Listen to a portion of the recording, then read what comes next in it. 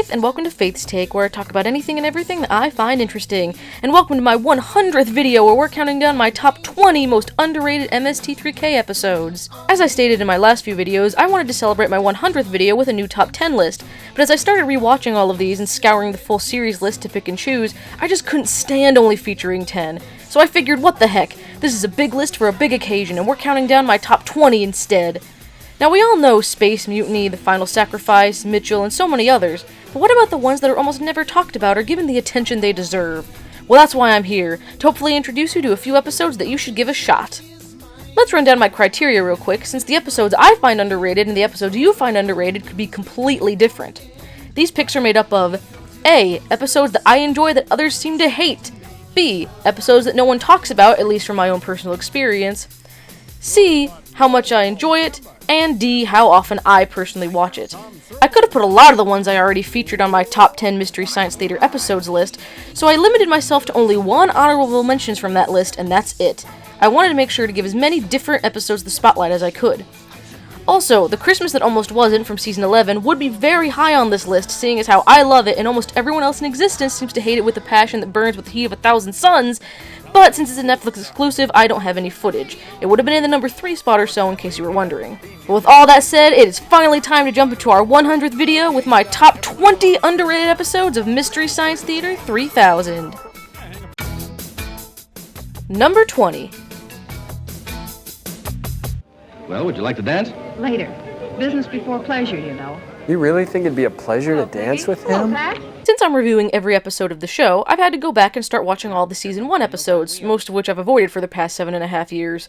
I was especially worried about this when I watched the 4th and most popular episode from it, Women of the Prehistoric Planet, and got virtually no enjoyment out of it. So I was not optimistic heading into the 5th episode, The Corpse Vanishes. But all of my fears were eased with some of the best riffing and in-theater ribbing in the whole season. He has stone walls painted on his drywall. Hey, do you think he's a real doctor? I don't see no diplomas on his wall. I think he went to scare you. Taxi lady? No, it's a suitcase. Right. She's here for no good. We have nothing to fear. But fear itself. Get out, you gargoyle! Get out! You're no prize yourself, babe. I'll take charge of this. Go ahead, take it away. Glad to get rid of it. Something stupid this way comes. Joel, why don't you wear nice things like that? Well, I got shot into space. There wasn't any time to pack. Oh.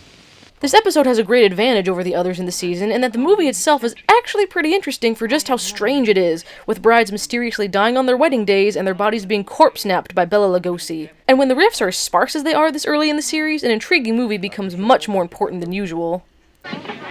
It ruins so many wedding nights when the bride dies. From the Chronicle. Look at me! No thanks, I just ate. No! Now you might feel a little sting. Okay, a big sting. My name is Dr. Foster. I'm Patricia Hunter. I'm Joel. I'm Server. I'm Crow. Now, I'm a reporter. I'm a robot. I'm a human being. Toby will show you to your rooms. You will be sleeping with the monkey boy tonight. Yes. I've got to go back here and talk to the lion and the witch. Goodbye. Not goodbye. Au revoir. No, not au revoir. Ciao. No, not ciao. Aloha. No, not aloha. Auf Wiedersehen. The glands in our bodies help determine the condition of our teeth, the texture of our hair. The cut of our jib.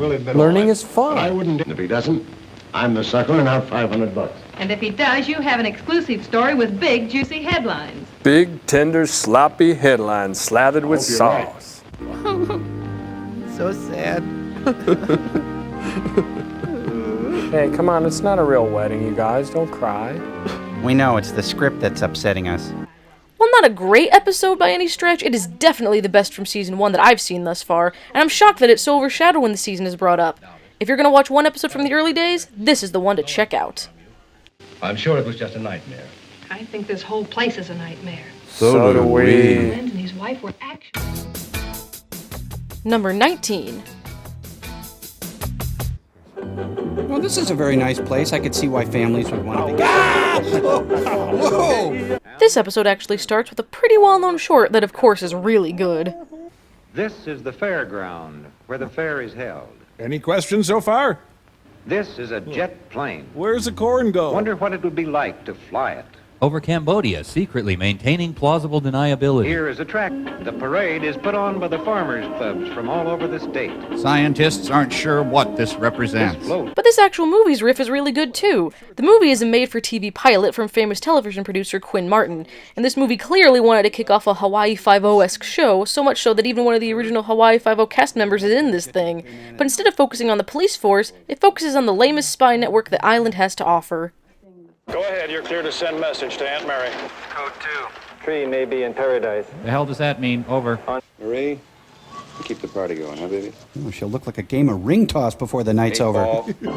You and your chaperone will travel to what is apparently Hawaii. Oliver Twist had more Hawaiian locations in this movie. They're loading a new Phoenix missile on an aircraft carrier, and we've just opened a new top-secret telecommunications center for the entire Pacific Intelligence Command. It's not top secret now, Any jerk. one of those reasons? This is a song all about how he hates Jack Lord. He's wearing Mary Tyler Moore's pantsuit. The Iger Sanction had more Hawaiian locations in this movie. It's the kookiest surveillance ever. You look like a gambling man, Mr. Phillips. Well, I take risks. I'm in this movie, aren't I? If you've seen any TV movie about spies and espionage that's ever been made, you've seen this movie already. But Mike and the Bots are able to bring some great jokes to the table here and keep it fresh. You better find this man fast. There he is. He might... Now back to the jaunty Roy Finnis theme. This is so almost Mitchell. Well, it's about 50 pounds short of Mitchell. Sir, vodka with one ice cube only. You're in luck, buddy. We have one. That's all annoying music night down here. Yes, sir. Jim Henson. On deck. Stand by to get underway. Hi-ho. Take in all lines. Basil Phillips. Johnny Paul. Friends call me Diamond Head. I should warn you. He arrived here 2 days ago. What was he doing here? Makapoo Point. That's it. Let's go. Priority 1. The Coast Guard for men too chicken to join the Navy. Hey. What? Like I'm gonna get beat up by a sailor? Oh. A lame, spy-centric made-for-TV movie is just the perfect candidate for some great riffs and a fun episode. Hello? Hi, this is Quinn Martin. We're not going to series. Number 18. Oh, you have nice skin. You start with a little foundation and, well, okay, I'm trying to help. You'd think a movie that focuses on a horde of exotic dancers frolicking around on a deserted island after a fiery plane crash wouldn't be quite so dingy. You'd also think that a movie called The Horrors of Spider Island would have more of a focus on spiders, but nope. Spider Island, home to the stars. It's the drunk aunt at the wedding dance. Come in again tomorrow. Yeah? Yeah, I've got something else for you. Lunch and gossip. Mayday, mayday, mayday. Clipper 247. Clipper 247. We're 9,000 feet, losing altitude. Number 2 engine burning. Wait, slow down! There's absolutely no reason yet to fear the worst. Until now, we only know that the plane caught fire and that we've lost radio contact. Well, there's absolutely nothing to be worried about.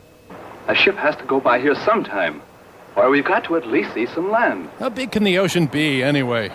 Water! Water! Water, come on! Come on! Come on! Come on! Water? Charlotte's killing spree.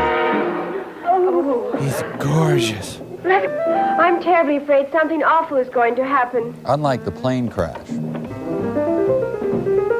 Soundtrack by Schroeder.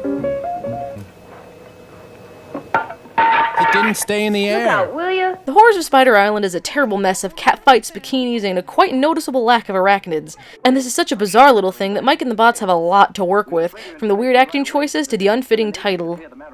I sure hope you don't lose your lipstick. You'd hardly be able to get along on this island without it. Her accent changed 3 times in one sentence.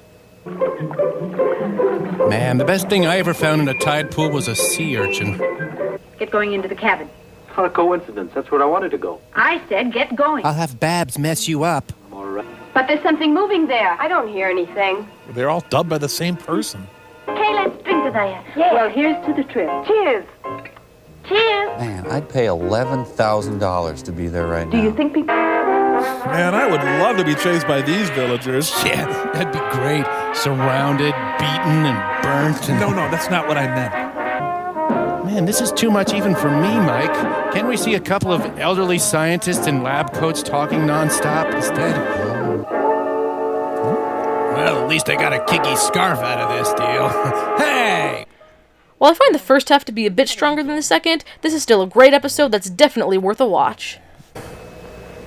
I'm not just wondering if there's a point to the movie now. I'm wondering if there's a point to anything. Number 17.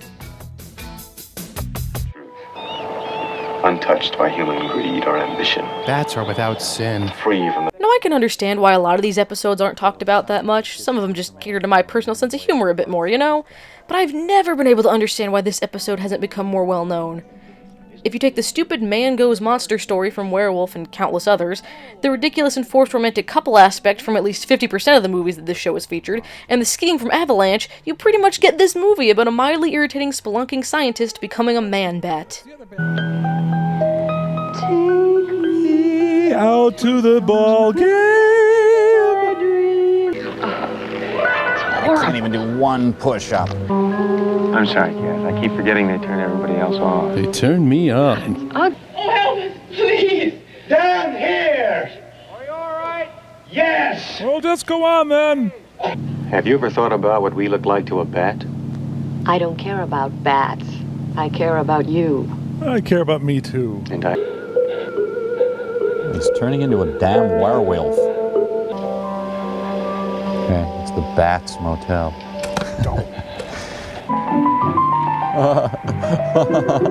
Eat my dust, honey. Hey, this is an expensive camera. I hate that. Hey! Start treatment just as soon as you get back, huh? You mean the Pasteur treatment? Mm-hmm. Yes, otherwise he could go sour. Shot from inside an oven. Johnny, I think... Cass. Honey, it's not that big a deal. Would you stop with the damn compassion? Wait till next time.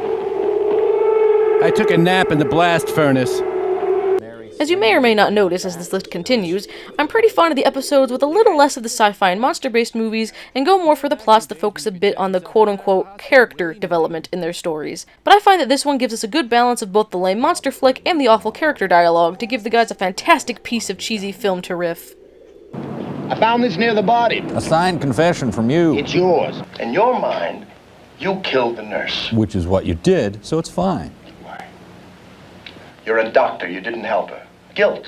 That's what you should feel. This is Sergeant Ward. Who is the patient who stole that ambulance? Male Caucasian. What's his name? Mr. Male Caucasian. Squeak! Squeak! Squeak! With bitter irony, he realizes he now has to call an ambulance. Can you tell me where the anti-rabies vaccine is stored? In the cabinet. Like all nurses, I immediately obey anyone who even resembles a doctor. You new around here, too? Look, I'm married and I'm a bat. Don't you see? It's nothing more than an allergic reaction. Shellfish makes me turn into a bat. Whoa, nobody set the brakes on the camera. Uh-oh. It's going downhill. Grip, grip. I had a ton of you in my attic last summer, you bastard. They're likely to fall. Fell thousands upon thousands of years ago. And remember that if you are bit by a bat, you will convulse and turn into one. It is a scientific fact. He Lives by Night is one of the very last episodes of the series' original run, and it hits the bases that result in some of the absolute best the show has to offer. So who is this movie's target audience? Well, I don't know. A bat fetishist named Stan, and even he missed it. Yeah. Number 16. Yeah, they're quite common.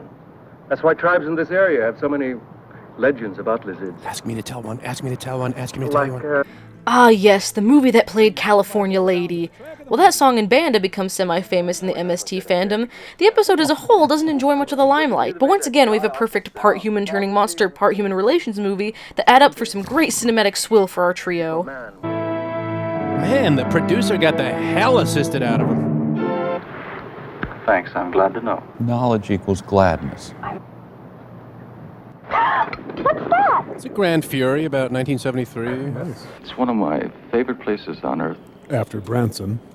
I guess I blacked out. Excuse me, you African-American out? Nice place. No atmosphere, though. We'll be right back. See? Ladies and gentlemen, Seth Thomas, the best actor in the film. I need a wheat penny and a Glock. Things sure are happening over in that direction. Come here, you knuckle knobs. What? Oh, I play too rough, don't I? He's your friend, Paul. Paul is not Paul anymore. He's Super Paul! All the characters in this film have just enough quirks about them for plenty of jokes about their little idiosyncrasies. From Johnny Longbone's name and homemade stew, to Kathy's bright pink jumper, to Paul's entire existence. That's a great stew. What's in it? Oh, a lot of things. Rattlesnake, Velveeta. Chicken, corn, green peppers, chili, onions, Hair. J.C. Penney hookerware for the casual hooker at work, rest, or play. Now that the real Paul Carlson has stood up, what do you think? You can sit back down. I won't be needing his services. If Paul calls me during the night, I'll roll over and say, what? It's a hard room to clash with, but she manages to do it. By the way, my car runs on green peppers, corn, chicken, onions. I've decided to make breakfast for us while you hit the showers. I'm going to make pink eggs for breakfast. Come on, Johnny Longbow. I'd like to see you live up to your name. Hi-yo, get the kids out of the room. I'm staying. Oh, great. Oh, great. You need looking. this is the normal situation, just to give you an idea. It's a person with a grapefruit in their head. And this is the one we took of you. Your brain is the size of a chickpea. What does it mean? I've known you for a long time, and you gotta be kidding. I wish I was kidding, Mac. This hair doesn't lie. Well, I learned something from this movie, you guys. Yeah, Crow? Yeah, I learned my vomit can rise pretty high, and I can still tamp it down. And who could possibly forget one of the best in-movie songs and host segments of the entire series? Tonight on SOL's Legends of Rock. Okay, good. The tragic story behind the band that played California Lady. We've stumbled into an Eagles concert. It's a nightmare! Singing songs to the sun that's rising, rhyming words I cannot touch. Like purple and orange. I am gonna throw up if he sings one more bar. California lady, won't you shorten your dress for me? She's the one I wanna see, my California lady. Who? My California lady. Sorry, I didn't catch that. Who? My California lady. Oh! The original Smashing Pumpkins. A just quirky enough movie about the moon beast within, chalk this up as another great watch. And now, from all of us here at Track of the Moon Beast, good night. Number 15. The weapon was a sporting-type crossbow. We're checking Renaissance festivals around the country. Hope you like dreary black and white movies with lots of lame cop talk and science babble, since this movie is a seemingly endless fountain of the stuff. But first we start with a short that's just as underrated as the episode itself, where we have this semi-creepy woman who claims to be a wizard teach us all about grocery store freezers. Hi, the name's Merlin, and I would love to see you in this Camaro. Manufacturers spend millions on package design. Yep, this is the result. But this an open invitation to buy. I dare you not to buy this. Still another 14 cubic feet capacity. 17 cubic feet capacity. 1,000,000 cubic feet 21 capacity. cubic feet you can move or remove the partitions entirely. Look, it's up to you. I can't make all your And here's the decisions. time. This is one of 7 remote models that provides a range of 7 to 22 cubic foot capacity. How am I ever going to decide?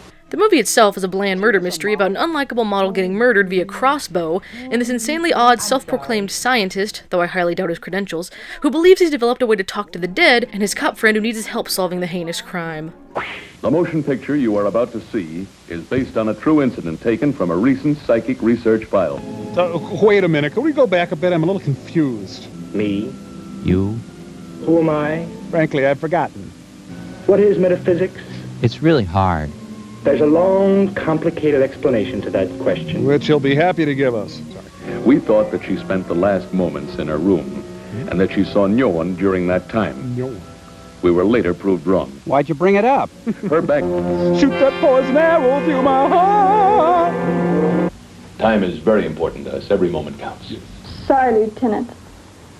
I guess you men see this every day. Actually, it has been a while since the last crossbow murder. God, I love water. I think I love it too much. You can't hold a man or convict him because he buys a new pair of shoes. That's the basis of our judicial system. The characters here are so unbelievably one-dimensional that they alone are kind of fun to watch for just how strange they are. And even though it's dialogue heavy, there's still plenty of room for laugh-out-loud one-liners. We could even solve murders by just contacting the murdered. I'm so lonely. By going directly to... She was in some sort of serious trouble and in no mood to discuss her worries with her friend of many years. Or that weird girl who just left her room. This struck close to home, didn't it? Sorry to take you away from your laboratory, but we need all the help we can get. You know anybody? Younger than Springtime are you, sir? Still, Renee's had a lot of bad breaks, and I'll admit that she's been pretty wild, but she's done nothing to deserve this. Well, our evidence shows she did. My history assignment, sir. Please understand. I'm a magic man. I'm not a medium. I'm a petite. Hello, Morgan. Is Lewis. What do you mean, release Patini? Get him, let him go. Oh. Hello, Lieutenant Lewis. And I'm not very happy about it. From freezers to crossbows, this is another great addition to the MST library. Sorry, Steve. Number 14. Is it 3 yet? Where's the headliner? She won't show her face. Doodly doodly doodly doodly. Her face! This is one of the best examples of a classic Joel-era episode. It has a goofy movie, steadily strong riffs throughout the whole thing, and some rock-solid host segments, including one of my personal favorites. Watch me closely. Alley-oop! Hey, wait, where'd he go? I don't know. I'm over here, guys. No! I hate when you do that. What, Servo? That's fantastic. That's amazing. It's physics, Joel, plain and simple. Gunslinger in particular, though, has a pretty unique flavor by being a Beverly Garland starring, Roger Corman-directed Western. The story about a sheriff's wife who takes his place after he gets murdered before falling in love with a notorious criminal was practically gift-wrapped for Joel and the Bots. Help me! You stick to making coffee, Rose. I'll take care of the criminal element. Guess I won't. We're all waiting for that big letter. Yeah, and I'm waiting to carry it. Small talk of the Old West. The Pony Express, when it absolutely positively has to be there in 3 or 4 months or so. Boy, it's really blue out today. O Lord of man and beast. Oh, now what? Until that mighty blast of Gabriel's horn on the final day of judgment. I'm just winging it here, Lord. You've taken on a man's responsibility, my dear. I have Joshua here to help me. Friend. If there's anything... Back in, Herman. You're becoming a real habit. Don't fool with me, I'm a wizard. Guests of Beverly Garland stay at the Beverly Garland Hotel. You tried to kill Polk today. I love you.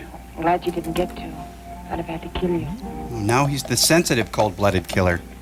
I've already mentioned my love of getting a change from the standard sci-fi monster movies the show always features, and this episode is no exception to that. We don't see many westerns from the show, but out of the few that we have, this one is definitely my favorite. I'm winning! No, I'm winning! Yeah, I'll let you, though. All right, now, how do you want him? Lady's choice. Alive. Why? How do you want him? The good die first. Most people are morally ambiguous, which explains our random dying patterns.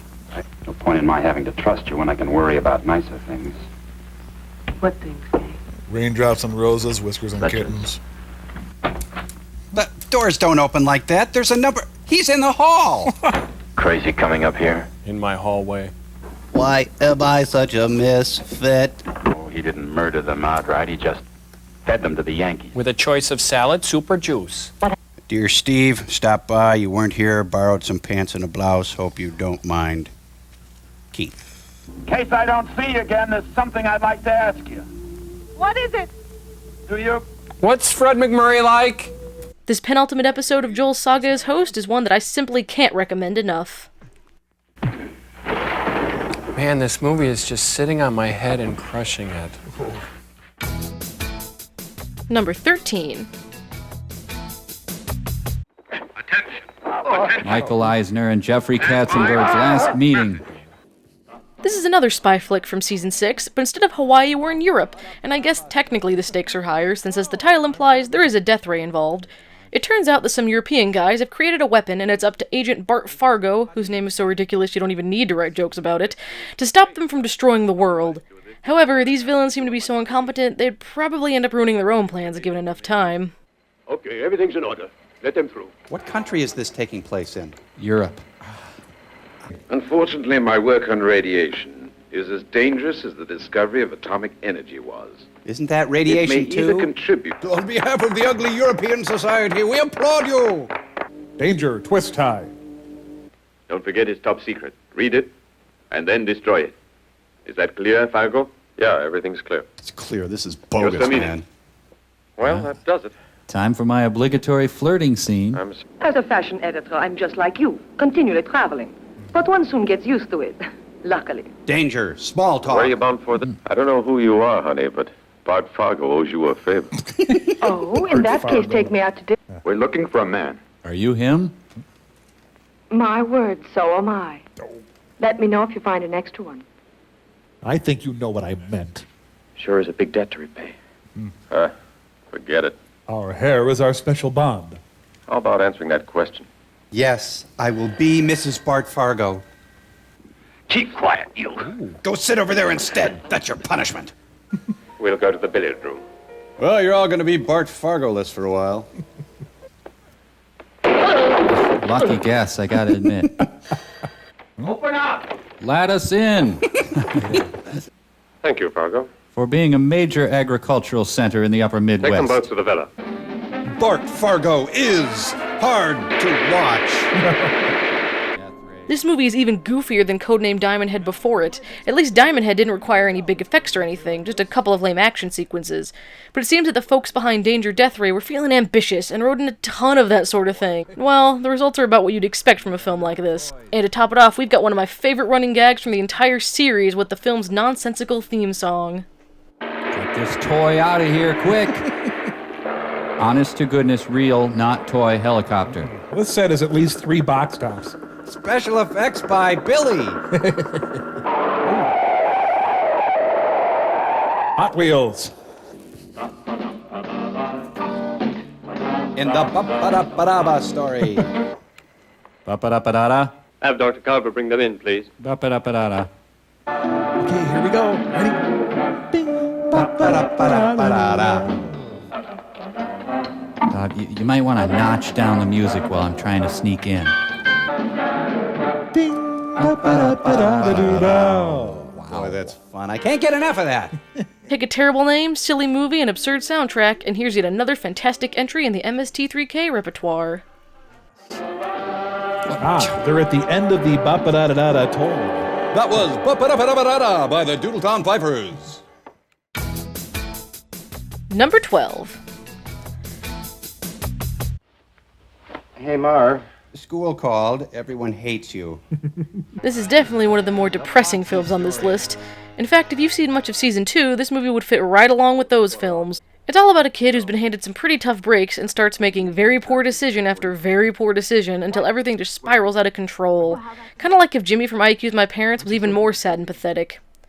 Hey, she's the best looking chick in the whole school, ain't she? Sure is. What in the world's she going out with you for? Oh, I'm sorry, loser. I'm your son. Next time, maybe. You mean there's gonna be a next time? Well, if you want it. If I want it, of course I hate it when his face lights up. Afraid. Have you ever thought about marrying anybody? And suffocating them in a loveless union. Sure. Really think it's time we consider that suicide Look, pact. Marv, man's got to have someone look after him in his old age. I got that job coming up. Going to be town drunk. Now, look. Neither one of you is fooling anybody but yourselves. Now, come on, Marv, admit it and get it over with. She's guilty of thought crimes. Come on! Put the rat mask on her. You don't even care that Marv may lose his opportunity to go to college because of you. You temptress parading around in that revealing sweater. Sorceress. All I need is someone that can open a safe. So you ain't lying. How does a punk like you know where $1 million is? I, sir, am a shipping clerk. Why, Pop, you said you were through. Well, it's empty, isn't it? Gonna lecture me again? You're grounded. Might as well have Mitchell for a dad. Why can't I attract real dames like I attract this lousy Queen of Spades? Because they don't want to be torn in half. Glad you can make the heist, Mr. Disney. Shut up. Can't we leave now? Why do you have to cut it so fine? Look, I've timed the ride a dozen times. It takes exactly 11 minutes to get from here to the warehouse. Come on, who's the high school junior around here? To me, the craziest thing isn't just that the whole episode is underrated, but the short specifically. While the movie itself has great riffs, the short has that too, but is also one of the weirdest things the guys have ever covered. An angel and a devil fight over the work ethic of a bread truck delivery driver, and you'd think something this bizarre would be talked about a lot, especially since the riffs are really good, but I'd never seen a frame of it before I saw this episode. He's my kind of a salesman, that boy. Down, down, down. You're a burning ring of fire. Marvelous. Wouldn't want to make a little bet on that now, would you? Like what? Oh, say... $1. If I go, I'll go like this. Undercover angel. Let me see if I got this whole thing straight now. You're a writer, Mm-hmm. and you want to do an article on modern food merchandising. That's right. And you work for the boss devil. said it was okay. Well, after all, it is just a delivery man's job, isn't Not it? just. First of all, take a look. A loaf of bread. Eat every piece. Are you, by any chance, trying to say that you think this business of yours is important? That's exactly the way I feel about it. I have to. It's all I got. When bread wholesalers terrorize the community. Everybody down, the bread man is here. I'll do anything you say. Let the reign of terror end. I had only one rule I followed. Kill or be killed. As long seasonal promotion displays. Fruitcakes around Thanksgiving and Speaking Christmas. of fruitcakes. Hot cross buns and Easter cakes at Easter time. Funeral breads, war breads. Displays that suggest ideas for all types of entertaining. Okay, we'll buy And I the use bread. all the band. This is a tough business, a mighty competitive business. I've been shot But twice. for the guy who aims, If you want to feel entertained by a dreary film and one of the wackiest shorts you've ever seen, this episode has got you covered. Until he gets you to the other side. Okay, that's it. That's it. Bye-bye. Woo-hoo-hoo! Yay! What time is it? Number 11. There've been some changes made. I like him. Where's Mom? I'm Mom now. If you've been keeping score at home in my Every Riff Track short reviewed series, we've already covered the topic of teenagers committing crimes no less than 4 times. And in those shorts, the kids in question are usually just vandals trashing classrooms or something like that. We'll take those shorts, stretch them to movie length, and crank the crimes up to the most extreme of extremes by taking an elderly couple hostage, and you've got yourself a teenage crime wave. Come on, Terry, get going! At this point, it's more of a teenage crime ripple. Get moving, Big Eyes. Okay, fat ass. Hello, kids. What can I do for you? Have a flat or something? We're coming in, Pa. Don't give us any trouble. Nobody gets hurt. You don't need a gun to come in here, son. Well, but you have to wipe your shoes. And what about company? You expecting anybody to come here? My son. Mike Tyson. I saw Mike kill a man. I'll be a witness to it if I ever get the chance. Remember that. Oh, that's right. We should kill you All of then. a sudden you... Well, then, we're all going to get along just fine and dandy. Or there might be some tension at I want some first. chow. And take it easy on the seasoning, too, Grandma. I wouldn't waste seasonings on you thugs. Just clearing up here so I can leave for the farm first thing in the morning. Anything special you want me to bring home, Dad? SWAT team. Can't think of a thing, son. Unlike all the juvenile delinquency shorts, our lead character herself is not a bad person who's been let down by society, but is sadly just roped into the crimes by one of her friends from school. Thanks to that aspect of the plot, I find this to be one of the movies you can actually find yourself a little invested in for a change. You've sinned and you'll pay for your crime, Jane. I'll be there front row at your hanging. You try to get away again and you're gonna get some lead. Ooh, I've heard lead is bad for you. Pop, your chairs are too hard, you know that? Don't mark my chairs too, son. Too old-fashioned. I listen to Snoop Doggy Dogg. Does that help? Know much about farm cooking? No, I don't. Well, it's bland and there's lots of We it. can. Hi. You were dreaming, Terry. So what? Everybody dreams. Not the way you do, Terry. I watched you. I entered your mind, child. You even be my guest. Put our magic to the test. But when I became a man, I put away childish things. I lost my spot. Now I got to start over. In the beginning, Hey. God created the... There, now I'm a pirate. Arg. Pretty jazzy, huh? Oh, prettied up, like you're going someplace, huh? Quit it. Hey, hero. How do you like her in your pants? Well, I don't... Mom! Please don't take any chances, Ben. They're desperate. I know he wouldn't hesitate to kill you. Hi, I'm desperate, and I wouldn't hesitate to kill you. Based on the logic of all these films, when does vandalism stop being a problem created by society and becomes one that actually is the kid's fault? Think about it, won't you?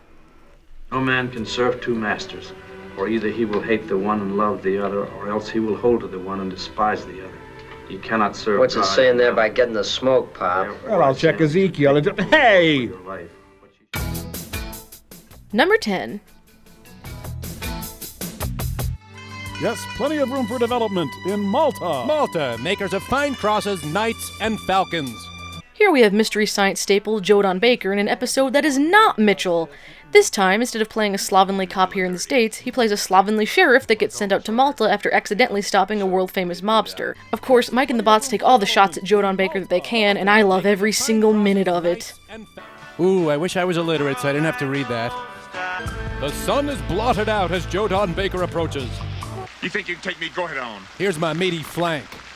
It's your move. Him or me? Mom made me a real cowboy suit.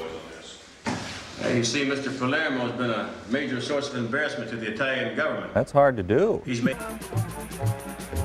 The gun belt theme. I'm sure glad we get to see Jodan's accessories. In the meantime, since you've got the rest of the day with nothing to do and it's carnival time, I thought maybe I can show you around our island. What did he say after the? Thanks anyway, honey. Oh, she has no idea how lucky she is. Yeah. Carnival? It's a big carnival. Can I get a balloon? Pay $100 for the rest of that gelato. I'm Starved Mitchell, thank you. Yeah, Bit Barton Goldeneye. Yep. Hi, goon. Come on. Don't do anything. Don't juggle or call your aunt. His arteries are just looking at each other, shaking their heads. A giant baby in a hat. You got no worries. His weight is forcing him down the stairs. Maybe you're not used to Maltese food. Oh, no, food's good. Thank you. Sure is a lot of it, too. Fits right in with my plan. While I have heard people mention this episode here and there in the past, I feel that it gets completely overshadowed by Mitchell. Now I can definitely see why. I mean, Mitchell has fantastic riffing, and it was Joel's last time as host, so there's that sentimentality attached to it. But personally, I find Final Justice to be just as good riffing-wise, and find myself popping it in just as much, if not more often, than Mitchell. Oh, well, thank you, little lady. You're welcome, huge man. Nice, Mom. Where do you keep the broads? How do you mean? Hookers, hustlers, prostitutes. I heard that. Excuse me. Not for any price. I hate it.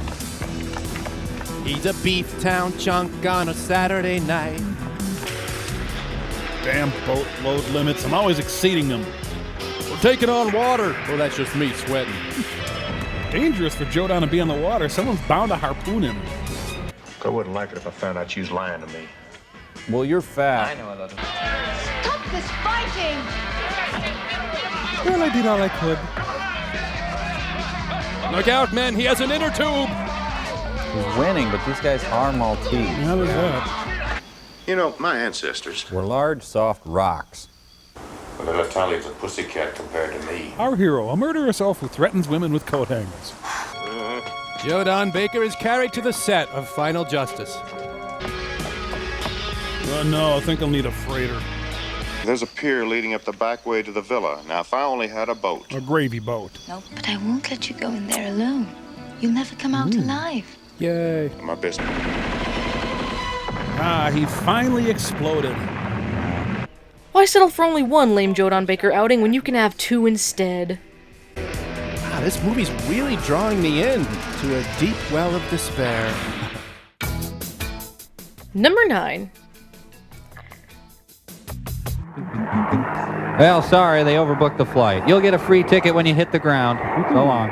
Next up, we have one from the Coleman Francis trilogy of awful. While The Beast of Yucca Flat seems to be the most famous of the three riffs, this one is my personal favorite. Like all of Coleman's work, the whole film is gray, sad, and has some of the worst editing you've ever seen, but our riffers definitely liven it up for us. You're prettier every day. She must have written the dialogue. At least there's this riveting soundtrack. This is downright Hitchcockian. Bob, you ready? Wait, he was there, and now the plane was... Someone with attention deficit disorder edited this film. Honey, even if a hairstyle is in, it may not be the right one for you. Should I be gaining speed? Will I see you tomorrow? Well, you have to ask the editor. Get your motor running. Harry. Her helmet shifted. She didn't fasten her chin strap. You know, the fact that they skydived doesn't make me like them. If I ever see you around here again, I'll break both of your legs. What if I don't bring them with me? You hear? Dearly beloved, we are gathered here today. This is so beautiful. Oh, my shin bone! Oh, God. Now to finish the job and run him over. I guess with the title as vague as The Skydivers, Coleman and Francis decided to have a vague plot to match. There's something about an affair and throwing acid into someone's parachute, but it's not always clear exactly how these people know each other, and I guess that's to be expected from one of Coleman's films. Susie's nobody's girl. She promised to marry me. Okay, you can have her, but I get your bike. They started out as a paralegal center, but it didn't really catch on. Then a parakeet farm, but that failed too. How about some coffee? Coffee? What is this coffee? I like coffee. Good. And thus we peer into the complex inner workings of this character. Bottom feeder. I don't know. I feel real free up there in that high blue sky. Cops can't touch me up there. Tell you what.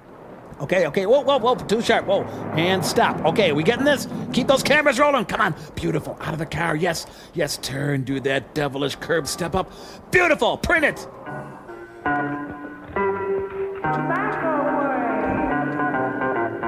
Jingle bell, jingle bell, jingle bell rock. Are you a chicken? Oh, let me see, am I a chicken? Well, I don't have a comb or a gizzard, but sometimes I do ingest gravel to grind my food in my... How high will she go, mister? Oh, 16,000 feet, maybe higher. When's the big jump? My dad said I could watch. We're very unpopular, sir. Daddy, me and the family drove a long way to see them fools jump. We're not his family. Help us. Harry, let's go out and join the party. No, let's stay in the crawl space. I don't feel like going to a party tonight.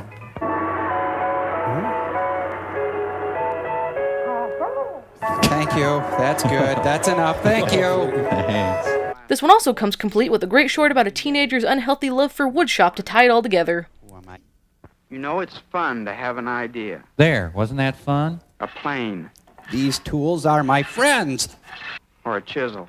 What about girls, young man? No, girls. No, chisels. And me that there is always a demand for industrial arts teachers, and they're among the best paid in the teaching. Give me this. No! Wrong! Do it again! Since that time, I've done a lot of work on the house myself. I put a patio in the living I built room. on a new, but when I retire, I'll have a ready-made hobby to keep me busy. I'll build giant recipe card boxes. A dismal film with no plot and paper-thin characters, this episode claims its spot in the MST3K lineup. The actors do their own skydiving? No, the skydivers did their own acting. Number 8. Mission relay on. Bottom falling out of plot. Movie sucks. For the life of me, I just can't figure out why this episode is so rarely discussed. The riffing is fantastic throughout, never really slowing down, and it also kicks off Season 9 when we finally got out of the wormhole and settled back above Earth, with Pearl and friends moving into Castle Forrester. While this English-made movie is totally boring, surprise, surprise, there are some things about it that you'd think would make it more popular. It's in color, has a good print, it's yet another ridiculous man-turns-monster story, if you can even call him a monster, and there are a couple of good running gags and silly characters. You want to watch where you're going? Pretty you may be. He said, pretty you may be, ma'am. I'm not sure what he meant. Oh, it's wonderful to see you again. And Piggy to you. Well, cram it, you big... Do a pot. I'm in the middle. Caution, my filling is hot. If this kind of distortion is present, no wonder the guinea pig died. Murderers. They were using guinea pigs as guinea pigs. No. Oh, that's splendid. Congratulations. Hey, don't I get a kiss too? Why, certainly, Chris. Oh, you mean from her. Oh, sorry. Chris, don't tell him you told me. Don't even tell him we've succeeded. Don't even ever talk again, ever. Childish too. How long is Lembach staying? I'll find out. The tension. How long is Lembach staying? I'm afraid this take... Lembach is staying in London for another few days. Hooray! Arrangements are being made for me to have dinner. Pat. What if something leads to the premature departure of Lembach? I wish I could be... When I raise my hand... Panic! Press this. When all these lights are on, press this. This is my tuxedo shirt. Press this. Out of the way, you stupid gate. Sheila's interrupted the program. You know, even when stuff's happening in this movie, stuff doesn't happen. Just crawlers, get your crawlers. I got 5 of them. Oh, God, his shoes are horrible. I guess they're just a little scuffed, actually. When I wasn't there, did either of them go into lab without me? Diddle I do little lab, what? Wasn't it? They paid for the effect. Might as well show you the whole thing. The episode is chock full of British jokes, a ton of great one-liners from our guys, and an utterly inoffensive movie which all led up to a great time for us, and it was even better than I remembered when I rewatched it for this list. Come with me. We'll take the tube to the Derby, hop the lift, and see about my schedule. I want you. Oh, sir, finally. Ah! The world is ended! Oh, it's just a British phone. Okay. Electrocution? You said I'd be gassed. Electrocution? Yes, I know. Shocking, isn't it? I find your explanation pure fantasy. To me, it makes sense. Elves did take him. Obviously trying to project himself. Into a different movie. Oh, so the only colorful thing in Britain is the throw pillows. And their teeth. Oh, yeah, there's that too. The English Harvey Dent. He has succeeded, and what's more, he could be back here in his office at any time. So drop dead! If you... Yes, England, famous for its noisy light switches and telephones. Don't you realize that it's a new day? Called Gablunky Day. We just invented it. Walking in Mayfair, walking with my Derby and my bomber shoot. This episode seems to get completely lost in the shuffle of the jam-packed sci-fi seasons, and I hope it finally finds a bigger audience. Well, this is kind of an ambiguous ending. Is this film horrible, or did it merely suck? Yeah, now that I've seen it, should I kick a dog or a cat? Do I want the director just killed, or should he be tortured first? Oh, Crow, no, I'm come sorry, on. I just... Number 7. It'll be a nice day if it doesn't rain. It's always a nice day if it doesn't rain. If the sun's not too warm. So you're a Delta Knight too, huh? If you're familiar with Season 11 on Netflix, you may remember 2 of the best episodes from said season, Wizards of the Lost Kingdom 1 and 2. Well, while watching those, I could only think of this episode, Quest of the Delta Knights, about a blonde slave boy who looks like a blonde slave girl, who is, of course, a prophesized chosen one who ventures out into the local Renaissance festival to claim his destiny and save the world. It was a time of darkness and danger. A time of heroes and villains. Yeah, and Renfest rejects. Take care of my leather mug. Insult people from the suburbs. There, move out. Can't sit here. This sounds like a movie that should have Matthew Broderick in it. What's your name, boy? Jonathan Taylor Thomas, I think. Back now, this is a lot of money. Your coming has been foretold. You're from England? Which is unfortunate, but... The surviving secrets of Atlantis were stored in the library of Archimedes. Mom! But in 212 BC, the Romans attacked. And pushed down all our cheap sets. As Kids turned into Nellie Olson. Look at them now. Hard to pick up chicks when you look like Holly Hobby. Are you sure you copied everything down? Yes, every mark. Maybe it's your stupid brotherhood that's the problem. Our years together have been happy and full, T. Is he gonna ask me to marry him? Oh no. My son. Who looks like my daughter. Thanks for waking me. You're welcome. Besides, Travis, you do the same for me. Call me T. T. It's short for R. Follow my lead. Get hair extensions and talk like a girl. This movie, which obviously had a budget that was a bit too small for its own ambitions, is one of the goofiest and dumbest ones we've seen here today, to the point where it's almost fascinating in its own incompetence. And to add a little twist to the episode, Pearl switches places with Mike for the first theater segment to try and figure out why the experiments aren't causing Mike to wallow in despair as they should be. As a scientist, I must determine for myself what is methodologically incorrect about this setup. I'm going in. My name is Beidul. Oh, wait, that's my intestinal condition. Can you say Beidul? Let me try. Get bent. No, I guess I can't. You're no longer a slave. Understand? You're the hostage of a madman. This is your home now. You'll live in this basket. You're the roof of... All you have to do is ask. And so help me, I'll put you down. Waiting for you. For me? Why? I need you to help me look for the guy who's really gonna help us. Yes, did a baby savior just get born here? How is it you came to be sold as a slave? I accidentally put a sign on myself that read, "Slave for sale." This is an atlas. There are maps in it. Yeah, that would be an atlas, yeah. Later in Castle Forrester. Well, huzzah, I suppose. I don't know. In addition to being a pretty good artist, I'm great with maps, so how about it? How great can you really be at maps? It's like being good at eating cereal. I'm not sure when... Silence. There's to be no talking by Prince Jumpjug's command. Well, tell Prince Jump Jugs we're sorry. What are you doing? Trying to obey Prince Jump Jugs. Jumpjug wants to see the girl. Well, if Jumpjug wants to see the blow, I guess we can. So, guys, should we be feeling anything at this point? You can go ahead and feel something. I'm not gonna. Oh, okay. This is a hilarious episode that's perfect to marathon with the other medieval treks the show has gotten covered. Well, the movie lost me. It lost me, and it's trotting off without me. Number 6. Keep checking the blood pressure, Doctor. The last count was 140/80. What a selfish thing to say. Well, that's all we can do for the present. This movie is your typical monster thriller horror type that MST is most famous for, and opens up season 7 of the show. We start off with a musical short about the mental wife of a composer who imagines owning her dream house, which would be plastered wall to wall with telephones for some unexplained reason. Mm-hmm. I wish the faucet wouldn't drip all day. Aim high, sister! Oh, I wish Hardware Hank hadn't done my kitchen.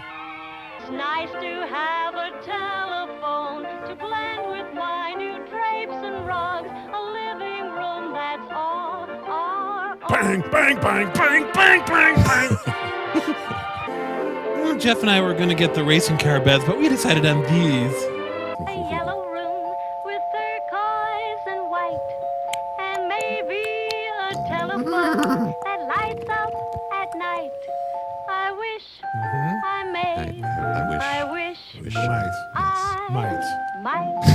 Ah, sort of a westerny, ginghamy, oriental, Danish, modern-esque prairie school sort of thing, huh?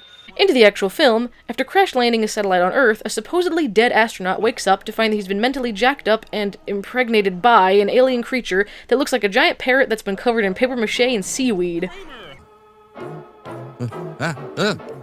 Help! The conductor's having a seizure! Something's wrong. I'm pulling too fast. So I'll just pull everything. In case recorder's damaged, get this. Help! 6,700. I couldn't get the jaws of life, so I brought Cindy. She's really strong. Goldenrod Baker to Goldenrod Abel. He's not that alive anymore, over. Everything else is scattered around for about half a mile. Including Bob. A project like this, there's always a margin for error. You expect it. Especially when it's you working on it. His tissues refuse to dissipate. Well, I'm gonna make him. Possible he can... Will you go out and ask Steve to come in here a minute? Okay. Steve! I could have done that. Is the power out completely? No, just partly. Of course it's out completely. Yes, it is. Oh, so like a Blood Beast can dismantle a distributor cap? Time to dance, Blood Beast. There's an explanation and a good one for all of this. Elves. There must be. I wish there was something I could say. I guess I just said that. Wait. There's one last piece of carrot cake. I'm gonna have it. Well, welcome back to the land of the living, mister. Thought you were dead. And frankly, we're getting pretty used to the idea. They're gone. My brownies are gone. Wow, he's loaded with shrimp. Why not? That's why not. Kramer! I love him! Barney's been in a fire. I love you. You burn me. Hey, Steve! Don't stay there. Stay all alone. Get some pictures before there's nothing left to show. Sure, you can use it. My bodily reactions aren't those of a normal person. I'm What Italian. happened to the creature? It's in there. What? Oh. Julie, Donna, Go check that out. stay there. This movie is just the perfect mix of boring and bizarre, and it has a bunch of in-theater laughs from the guys, which always added the experience, in my opinion. And this episode is an expert in running gags, which are some of my favorite types of jokes, if you haven't already noticed by now, and this is up to its eyeballs in them. I want you to see this. Look how dead he is. Temperature feels normal. Well, let's give him more time to die. By all medical standards, this man is dead. So just like before then. No heartbeat, no respiration. Never seen a man so dead. We've never sent a man so far into space before. So little food and no air. Steve. Yes? Yes? Yes? Steve? Not everybody is Steve. And the Steves are there. Steve 1, you go that way. Steve 2, come with me. Steve? Under normal circumstances, this should render him unconscious for at least 12 hours. But this isn't a normal person. This is no ordinary Steve. What you and he... Well, Steve needs some help boarding the window. Get Steve on it. Steve. What, me Steve or he Steve? Oh, Steve's name is Johnny. You're all right. Make sure Johnny doesn't find out, huh? Yeah, let's keep it between us Steves. A gut-bustingly hilarious episode from the least talked about season. You should definitely give it a chance. I'm a little worried about Johnny's plan. So am I. Hard to trust a guy not named Steve. I don't know if it's responsible. Number 5. You waste an awful lot of time trying to make sense when nothing does. Bookies and pushers make more than preachers. They drop the bomb tomorrow, so why worry? Who Bomb? That's tomorrow? There's something to... This is that honorable mention from my other list I mentioned earlier. I adore this episode. Since the first time I saw it, something about it just clicked for me, and I've lost count of how many times I've watched it. The film stars Anne Margaret as a teenager who's just escaped from jail, and after breaking into the house of an unsuspecting politician, played by John Forsythe, she starts to blackmail him into helping her evade getting captured once again. Ooh, the hottest Garfield episode ever. Puppy with a nunchuck. Dick with brass knuckles. Yak with a Kentucky long rifle. Hamster who writes a strong letter to the Times. I am a fugitive from a slumber party. Oh man, how am I going to get to the hobo gathering? Convenient home delivery of Anne Margaret. They'd never understand. I mean, these sorority initiations. In the middle of summer. Well, we're on a four-master system thing where the... Let's call these. He did this. Give you a booster shot? Oh. All I've been thinking about is the damage you might be doing me. Well, that's not all I was thinking about. But... Sorry. Maybe your wife's got some old thing she's ready to throw away? Aside from me. As long as I've known her, she's never... Do you have the rest of your wife's measurements? Yes. Oh, your wife is hot. Oh, David, everything's so creamy. Oh, don't say that. Oh, kill me quick. Oh, David, I'm really flying. Yeah, it's good stuff, isn't it? Oh. I hope you understand. I'm going to telephone the police. I'm going to tell them the truth, and you can tell them anything you want. Put it down. I got 2 38s pointed at you. Are you in? Don't overplay it, Jody, or so help me, I'll... You'll what? I'll obey you like a slave. While some of my picks may have been very different from what yours would be so far, I think this is one that we can all agree is pretty underrated, since even Mike has stated that this is one that isn't really mentioned at conventions by fans or anything, and is certainly not hailed as a classic for the show. But I think this episode is beyond fantastic. The riffs are as funny as ever, and the movie is decently interesting on its own, with some decent actors to help carry it as well. The guys even seem to be pretty invested in it themselves by the end. I'm not going. You are going, and now... You need shots. How's that again? Your telephone. I didn't hear it ring, but one of the buttons lit up. Oh, I must have left the receiver up on one of the extensions. Who are you, Lovejoy? Leave me alone. Tisk, tisk, Mr. Forsythe. I can't go. What I'm trying to say is, I'm get out, terribly get sorry, out, but get out! With Virginia, must have the wrong address. Whoa, the hydrogen bomb that just went off on the spotlight. lawn. This is Buck. David. This is Ron. David. This is David. David. David. Wait. I minored in poli-sci, political science. I see. So you're unemployed. A man like you contributing to our delinquency. Now, that's something to think about. But you're 30. Maybe we're out of ice. I'll have some sent up from the liquor store. This is such a great plan. Look, maybe you can't help being a loser. Oh, thank you. But Hey! you asked for it. Oh, I see your problem, sir. And I raise it a predicament.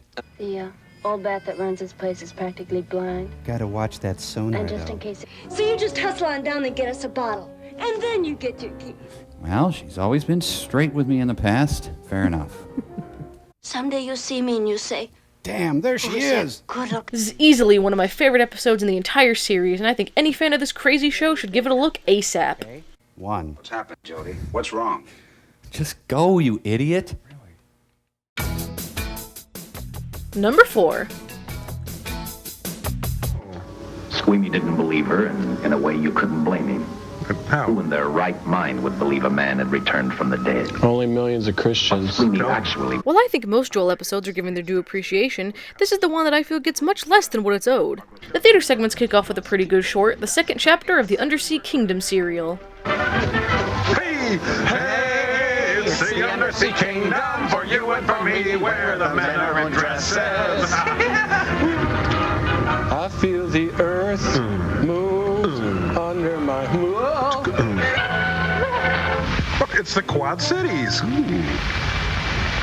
Hi, which one of us is he waving at? The main feature, starring Lon Chaney Jr., is about a criminal called the Butcher who tried to double-cross his partners in crime, ends up getting thrown under the bus by them, which is pretty understandable, I'd say, and dies in the electric chair before being reanimated by a mad scientist. This reanimation somehow gives him indestructible skin, which the scientist tries to explain, though it doesn't really make it any clearer, and Lon heads off to get his revenge on the men who betrayed him, only because he betrayed them first. It was at this first meeting the Butcher Benton case took its first switch. Jimmy Smits. I'm gonna get you. Suck all 3 of you. Wait, there's only one of me. Okay, Lieutenant. Officially, I'm taking you off the case. Touch. Unofficially, I wish you luck. Hey, you forgot to pat his head, too. I'm a cop, and my job is to ask questions and get answers. All right, talk. So I never knew anything about the money. Money, you know, medium of exchange, storehouse of value, green. The case took another switch, which turned the next 72 hours into one long, hideous nightmare. My in-laws came to visit. Now wheel him into the machine and then raise him. Raise him with a good Midwestern value. Loyalty, hard work, you know. You respond properly, and my theory is sound. You'll be more famous dead than alive. Like most artists. Switch. Get some adrenaline from the supply room. Some amyl nitrite, too. Hurry. 100% pure adrenaline. Boy, brag. You know, I really cannot tell which is more fun to kill. Oh, it's a draw. All he knew, he was alive. Kinda. A little. And this... I may be indestructible, but I still hurt inside. I lost my retainer. For the past 6 months, all I've ever called you is Lieutenant Chaser. Do you have a first name? Dick. That figures. This is an absolute go-to Joel episode for me. It's one of the very well-balanced episodes with fun segments, a good short, and a great movie riff, and I often find myself giving it a watch, especially as a tiebreaker when I can't decide which one to watch. The interesting thing to me is that even though this is a Season 4 episode, and those usually get discussed quite a bit, this one seems to have slipped through the cracks despite its high quality. I haven't had a hamburger in the front seat of an automobile with a guy in a lot of years. You're a cheap jerk. Now we'll do it more. Aunt B, After Dark. Hey, indestructible jerk. The name of Paul triggered his hate. The name Gary made him happy. Go figure. For Squeak. Money, revenge. There, somewhere in the world, the sun's over the air there. Most sweet booze, tell me to the elfin kingdom. Oh. You want to meet Captain? For years. Mickey Rooney's summer place is searched. Ghostbusters. Captain J.I.S.D. Lauder. I trust. In this guy that's running amok up north? Yeah, and he's running amok, Latest too. report is... Some guys have all the luck. Some guys have all I the never do an pain. assignment to... O'Malley, see that the young lady gets home all right. Does it have to be her home? I'm kidding, of course, sir. But, Captain, I'll make a deal with you. You in the movie right now? I'll talk. Keep me here. Movie that's easy to watch and follow with some great jokes to match. What more could you ask for? You know, this is kind of like Macbeth, only it's not good at all. Yeah, too long, hard to watch, bad luck for the performers who act in it. Yep. Number 3.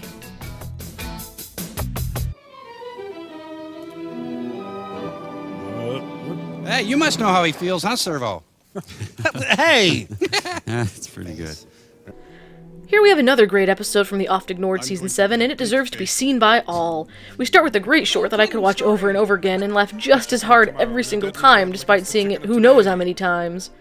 After all these years, whether the chicken or the egg came first is still the subject of a lot of good-natured debate. No, it isn't. But one thing, a 3-year program to breed a better chicken is now being carried on. Fellow poultrymen, our cherished freedoms are threatened from all sides. Well, wait a minute, you may be saying. Why am I watching this? Those chickens. A hen that lays 210 eggs a year and eats 70 pounds of feed is giving you 3 eggs for every pound you feed her. She will live. Keep that one. She's worth millions. Gather your eggs often, 3 or 4 times a day. Make sure to put them all in one basket. The secret of profitable eggs is to cool them quickly and keep them cool. Yeah, I'm cool, baby. And keep them clean. Lick your eggs, or have a friend lick them. The film itself stars Rondo Hatton as the titular Brute Man as he goes on a back-breaking and revenge-driven rampage, not too unlike The Indestructible Man, and through circumstances that only a movie could create, he ends up befriending a blind woman who has no idea of his murderous dealings.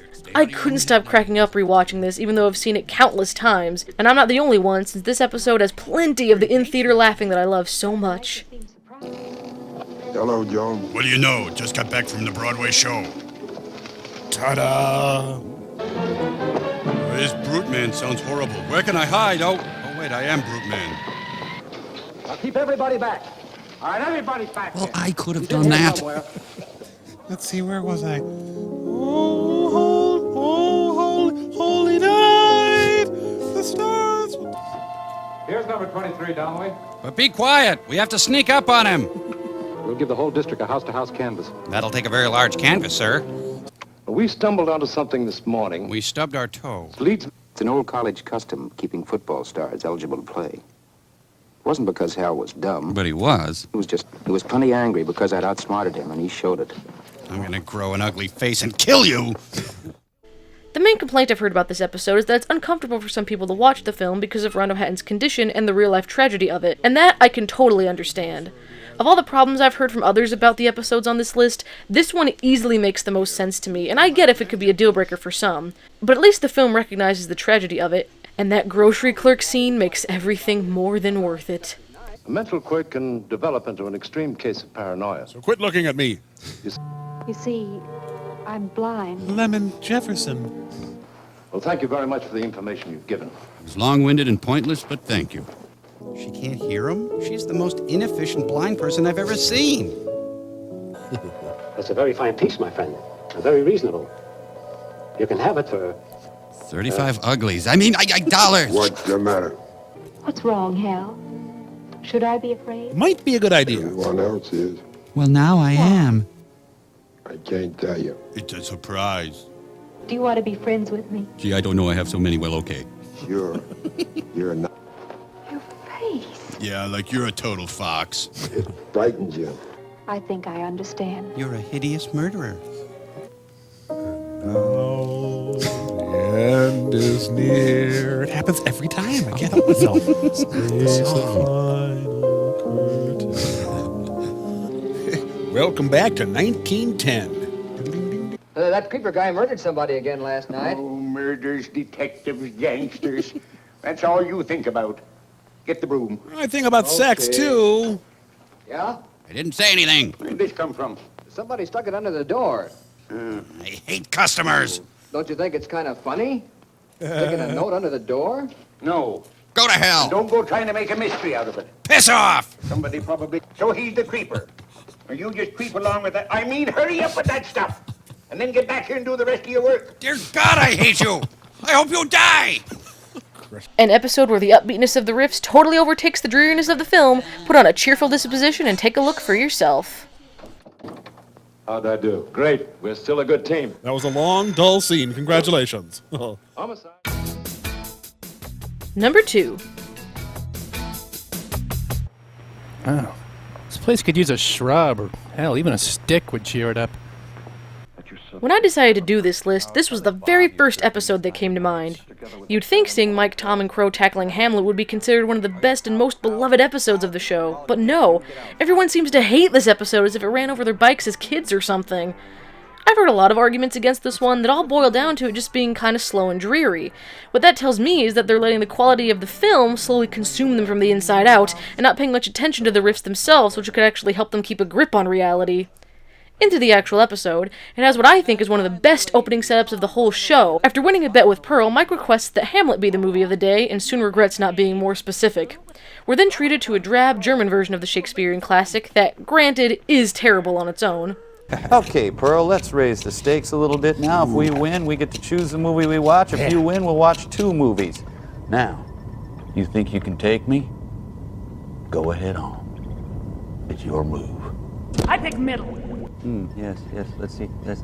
Yeah! We win! We get any movie we want! Mike, you're the bomb, man. Pearl, send me Hamlet. Rana, Zeffirelli, Olivier. It's your choice. You win. Fine. You get Hamlet.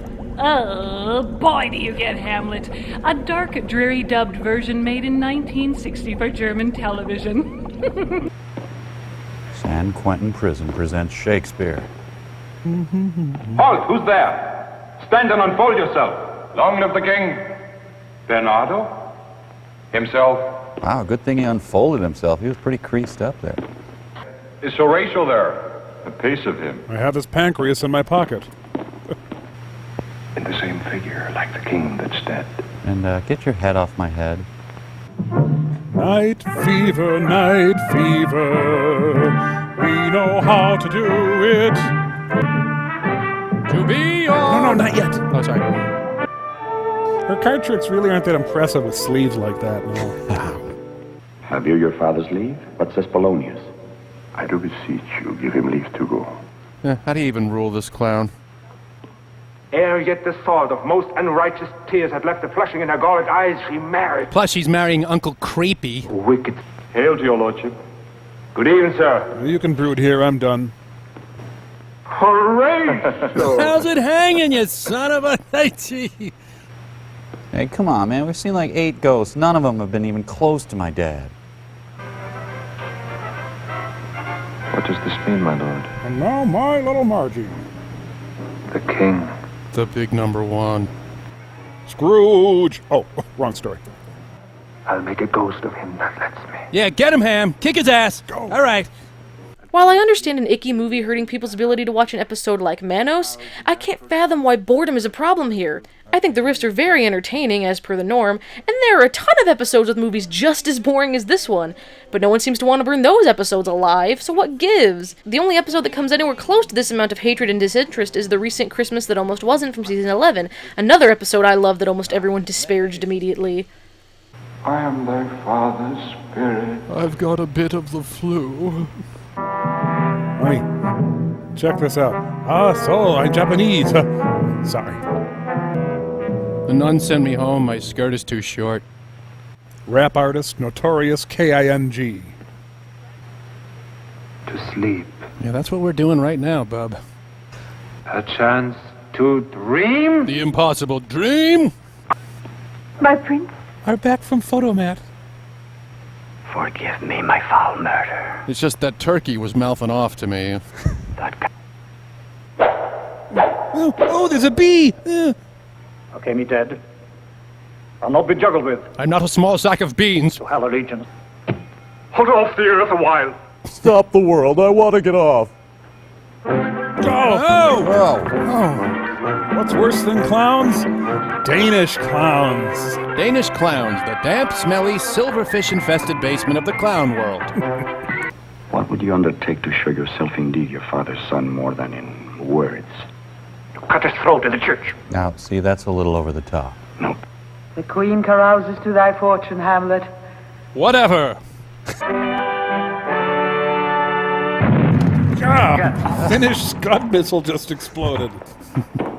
Who knows, maybe I have an odd sense of humor or just an extra high pain tolerance when it comes to low-quality films, but I'll never understand the rampant dislike for this episode when it is so good. If you haven't seen it, go give it a shot, and if you have and remember hating it, give it another chance and don't let the dinginess get to you. Do it for me, and more importantly, do it for yourself. More than kin, and less than kind. That's from Hamlet, isn't it? Number 1. You You married? I was once. He's dead now. He left me 80 billion gadillion. That's too bad. Here it is, the absolute most underrated episode of MST3K.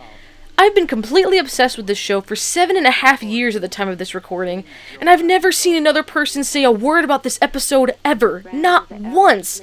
So it's finally time that it gets the credit and recognition it deserves.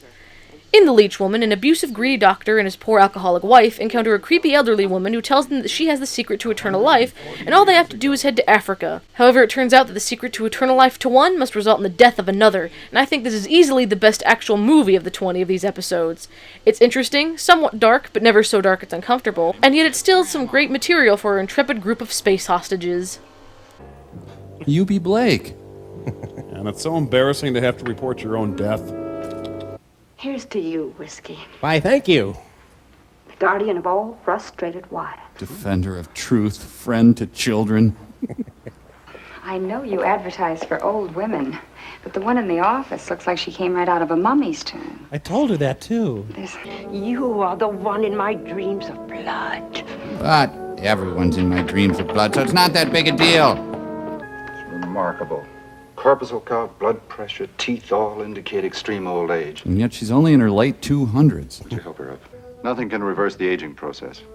Nothing that you would know about. You dissing me? Help me. She's 152 years old, Neil. She was in my office this afternoon. 152 years old. I've confirmed it. I've counted her rings. Where did she get this?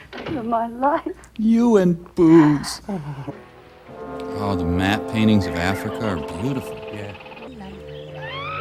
My purse! He took my purse! Just as beautiful as you were when we first met. Oh, how stupid I've been. We've never met! Sunny days, sweeping the clouds away. Real Africa. Hollywood Africa. So it is with the aged women of Nandos. Shut up and get A young. last flowering of... You will try the French onion soup. He's not a very good moil, is he? He's Lancet. She enjoys snowboarding and playing with her cats. Miss Ohio! Until morning, I grant anything you may wish, save freedom. I wish for a million more wishes. Mala. What's really impressive about this episode to me is it's the second episode of Season 8, at the beginning of the Sci-Fi Channel years, and Bill Corbett's second episode. Not only does it prove that they didn't lose any momentum from the network switch, but while his crow in the host segments is a little rough, Bill's delivery in the theater is on point from the get-go. While I understand the episode getting a little buried under the sci-fi seasons, having so many great and well-known episodes, it's really hard to fathom that everyone is either unaware or indifferent to its existence. When we are alone, I will speak. Well, we kind of are alone. Nursey isn't the sharpest knife in the drawer. Why can't you always be like this? Disingenuous, unctuous. What's that? Why, that's our scene over there. What are we doing here? For crying Gosh. What is it? I don't know. Well, All that I know is that it has kept me alive many years beyond my time. And looking great. I would be young again. Alfred Hitchcock's The Us. And don't you dare lift up a tent flap and escape. I thought I was Dale. Wire said flight 16. Maybe she missed the plane. Or maybe she's young and we won't recognize her. Hey, stop eating my eye. Ow! God. Well, he belonged to the Stephen King book club for a month. Oh, I love going to bar. I usually order sandwich and have drink. Desperately poor man's Humphrey Bogart. This way, little girls that play with guns. All right, one of these. Woo! When two girls fight, who wins? The American viewing public. A fabulous episode that needs more eyeballs on it, The Leech Woman is my pick for the most underrated episode of MST3K. You know, you have a great time at the pineal gland ceremony, but you still go home alone. As always, thank you all so much for watching, and special thanks as usual to my Patreon supporters, including Jackie Ball, Kevin Nata, and Jill Johnson. I really hope you all enjoyed this list, and I know it's super late, but I worked really hard on it and wanted it to be good. I hope that I introduced you to some new episodes to check out, and that you all enjoy them. And if you've already enjoyed all these episodes, I hope I reminded you why they're so great. Thanks again for 100 amazing videos, everyone. I'll see you guys later.